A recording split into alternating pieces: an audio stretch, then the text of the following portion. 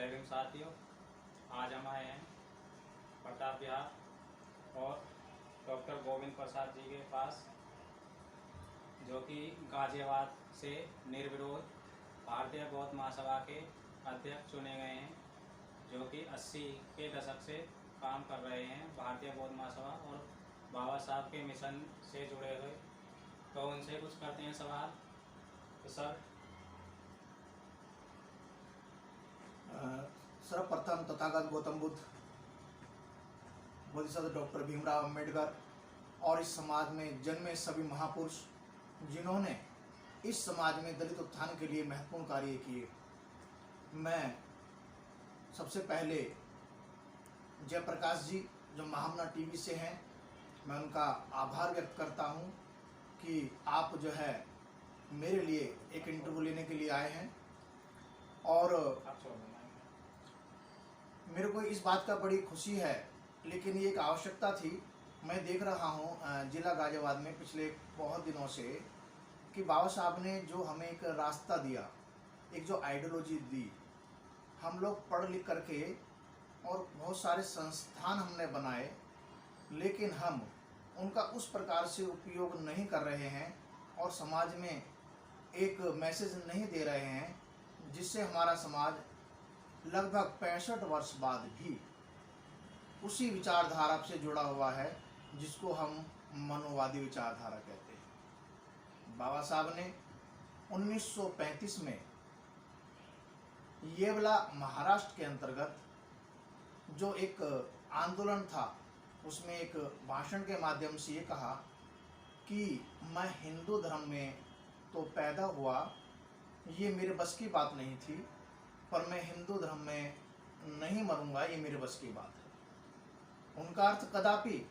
हिंदू धर्म का विरोध करना नहीं था, क्योंकि बाबा साहब ने कभी भी किसी ऐसी बात का विरोध नहीं किया। उनका मतलब था गैर बराबरी से था, क्योंकि हिंदू धर्म में हम लोगों के लिए बराबरी नहीं थी। उसके बाद हिंदू धर्म पाखंड और अंधविश्वास पर जीवित था, इसलिए वो ऐसे धर्म का त्याग करना चाहते थे। 1935 में उन्होंने ये पहली बार फैसला किया।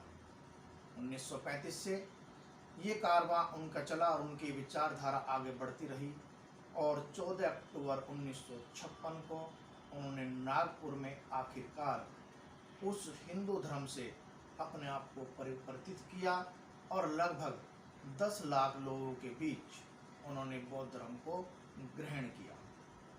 क्यों ग्रहण किया? बाबा साहब का मानना था कि बौद्ध धर्म ही एक ऐसा धर्म है विश्व में जो मानव कल्याण के भावना देता है, जिसके द्वारा मानव का कल्याण होता है, जो शांति देता है लोगों को। और जिस धर्म में बराबरी ना हो, मानव कल्याण की भावना ना हो, शांति की भावना हो, वो धर्म क्या है। इसलिए उन्होंने बहुत धर्मों का विश्लेषण करने के बाद में उन्होंने पाया कि बौद्ध धर्म एक ऐसा धर्म है जो शांति और करुणा और मानवता मार्ग पर लोगों को ले जा सकता है। आज विश्व में जबकि चारों तरफ अशांत का माहौल है, सब तरफ मारामारी हो रही है, ऐसे में बौद्ध धर्म की महत्ता और अधिक बढ़ जाती है, खासतौर पे भारतवर्ष में, क्योंकि सब जगह ही लोग एक दूसरे को लूटने में लगे हुए हैं, मानवता का अभाव हो गया है, नैतिकता का अभाव है। तो बौद्ध धर्म जो कि विश्व में लगभग 135 देशों में है, और उनमें कुछ देश ऐसे हैं जो विश्व में एक विकसित देश माने जाते हैं बौद्ध धर्म को ग्रहण करने के बावजूद भी। इसलिए भारतवर्ष में अगर बौद्ध धर्म, हम कहें अगर भारत बौद्ध में हो जाए, तो शायद हम भी दृष्टि पटल पर एक विकसित देश के रूप में उभरेंगे।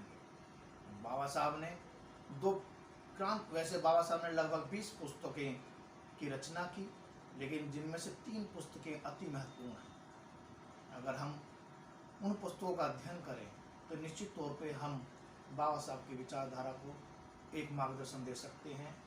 सबसे पहली पुस्तक उनको भगवान बुद्ध और उनका धम्म। दूसरा, जिसने इस विश्व का एक लिखित दृष्टिपटल बदल दिया, भारतीय संविधान।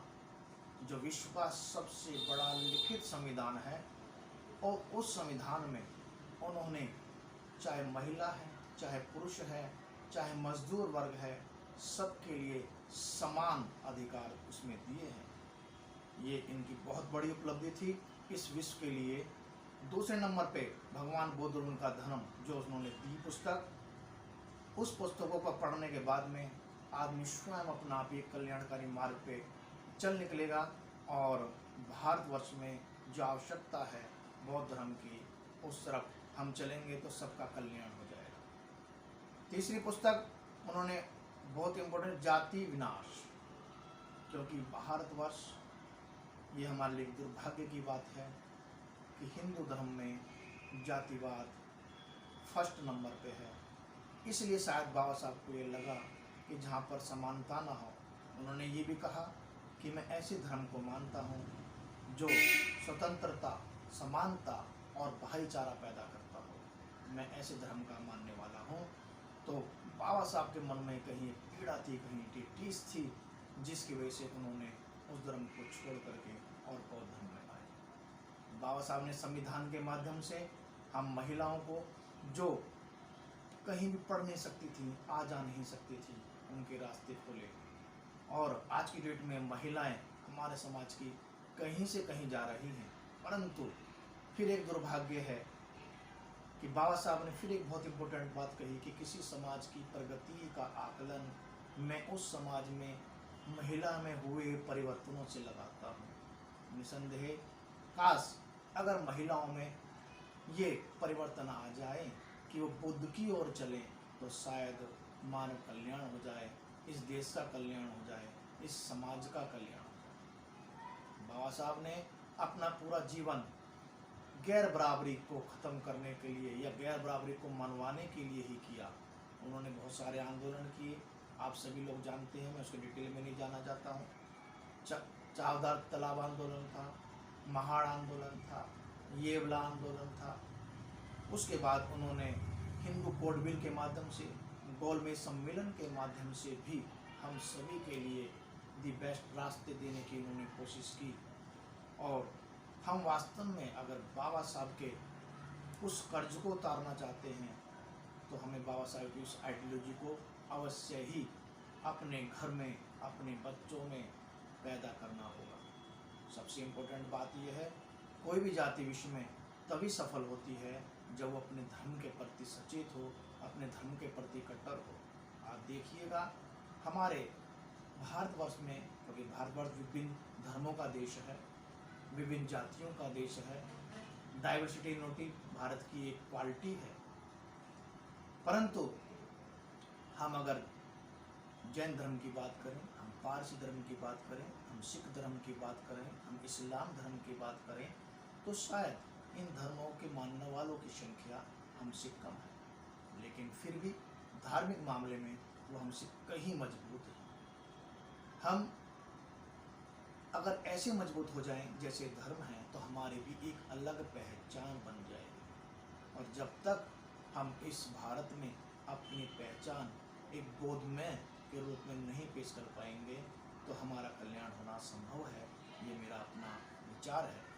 और मुझको जिला यूनिट गाजियाबाद का निर्विरोध अध्यक्ष चुना गया है।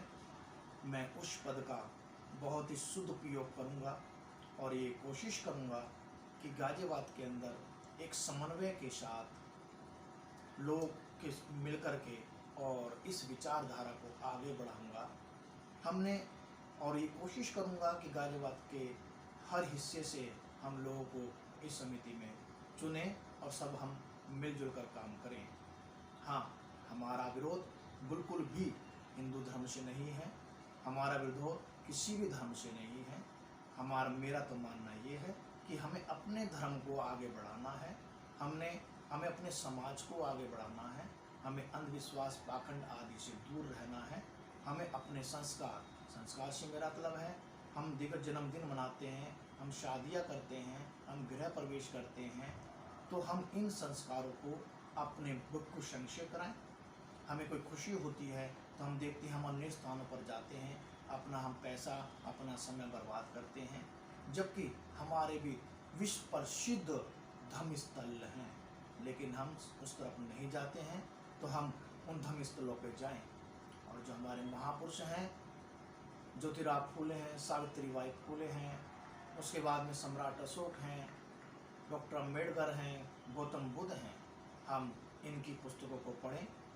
गुलामगिरी एक बहुत बेहतरीन पुस्तक है ज्योतिराव फूले जी की, भगवान बुद्ध का धम्म डॉक्टर अम्बेडकर की, जाति विनाश डॉक्टर अम्बेडकर की, और भारत का संविधान।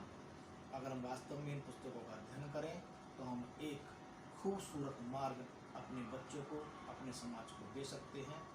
आपका मैं बहुत बहुत धन्यवाद करता हूँ। मैं एक बात कहना चाहता हूँ, जैसे कि बाबा साहब ने महिलाओं को और पुरुषों को समान अधिकार दिए थे, सम्मान, ठीक, उसी तरह से भारतीय बौद्ध महासभा गाजियाबाद या पूरे वर्ल्ड में, भारत में महिलाओं को भी पद क्यों नहीं देती? जी सर, आपकी बात बहुत सही है और आपको खुशी होगी कि मैंने अपने समिति में 5 महिलाओं को स्थान दिया है, जिनमें से 4 को सांस्कृतिक मंत्री के रूप में मैंने चुना है और 1 को मैंने संरक्षक के रूप में चुना है। और निश्चित तौर पे अगर हम महिलाओं को अपने साथ लेकर के नहीं चलेंगे तो समाज का विकास जो अब तक नहीं हुआ है, फिर हम उसी परिपाटी पे चलेंगे और शायद हम सफल नहीं होंगे। तो मैंने इस बात का ध्यान रखते हुए जिला यूनिट में इन 5 महिलाओं को स्थान दिया। अब से पहले महिला गाजियाबाद में थी भारतीय बौद्ध महासभा के अध्यक्ष सर, पर कोई मेरे से पूर्व जो भी समिति जिला लेवल पर रही है और जो मेरे सामने थी, शायद मेरी याददाश्त में नहीं है कि कोई महिला